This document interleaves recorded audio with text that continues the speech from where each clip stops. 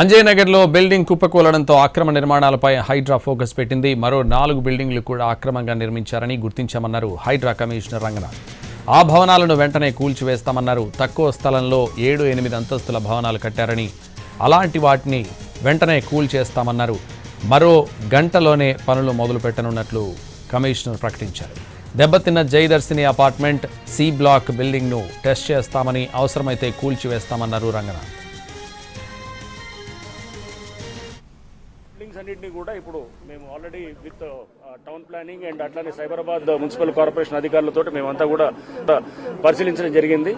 ఏదైతే అనాథరైజ్డ్ ఈ నాలా ఎంబటి ఉన్నటువంటి అన్నిటి కూడా అనాథరైజ్ స్ట్రక్చర్స్ ఉన్నటువంటి వాటిని కూడా దాదాపు 10 పైన బిల్డింగ్స్ ఉన్నాయి. ఆ బిల్డింగ్స్ అన్నింటినీ కూడా అట్లానే డ్యామేజ్ అయినాయి. బిల్డింగ్స్ కూడా కొన్ని ఈ బిల్డింగ్ పట్టడం వల్ల ఆ పక్క బిల్డింగ్లన్నీ డ్యామేజ్ అయినాయి. అవి కూడా చాలా అంటే దాన్ని ఖాళీ చేయించి అన్నింటినీ కూడా డిమాలిష్ చేయడం జరుగుతుంది. అది ఖాళీ చేయకపోతే కనుక అక్కడ ఉన్నటువంటి దాంట్లో నివాసం ఉన్న వాళ్ళకి కూడా చాలా డేంజర్ అనమాట. అలా ఉన్నాయి. దానికి ఆనుకుని దాదాపు 4-5 బిల్డింగ్లు ఉన్నాయి. ఇప్పుడు ఏదైతే ఈ మనం ఉన్నటువంటి జయదర్శిని రెసిడెన్సీలో కూడా చూసాము.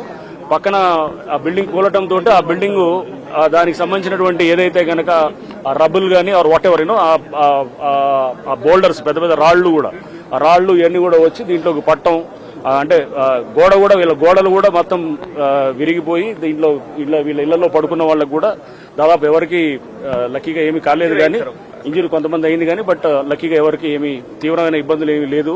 బట్ ఏదైనా కానీ కూడా ఇటువంటి దురదృష్టం ఇట్లాంటి సంఘటనలు and we'll definitely act on it along with Cyberabad municipal corporation వాళ్ళతో కలిసి ఇప్పుడు కొంతసేపట్లో, ఎందుకంటే ఆ బిల్డింగ్స్ ఇమీడియట్ గా తీయకపోతే అవి కూలి మళ్ళీ ప్రమాదం ఉంటుంది కాబట్టి 1-2 గంటలోనే మేము వర్క్ కూడా స్టార్ట్ చేస్తాం. బిల్డింగ్స్ అన్నింటినీ బిల్డింగ్లు కూలటానికి కూడా హైడ్రా కమిషనర్ గారు ఆ రోజున పెద్ద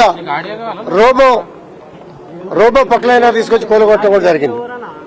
కోర్టు స్టేటస్ కో ఆర్డర్ రావటం, రకరకాల ఇబ్బంది.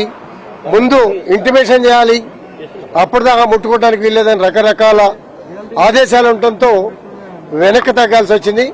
ఆ వెనక్కి తగ్గ పరిణామాలే ఈ రకంగా దారితీసినాయి.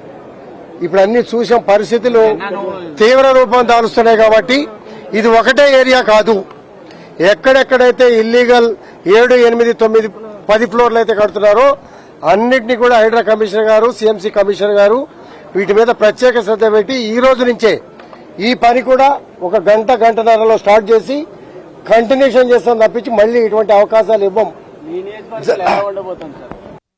జయదర్శిని అపార్ట్మెంట్లోని సి బ్లాక్ ను ముందస్తు జాగ్రత్తగా ఖాళీ చేయిస్తున్నారు అధికారులు. భవన శిథిలాలు పడిపోవడంతో సి బ్లాక్ దెబ్బతింది.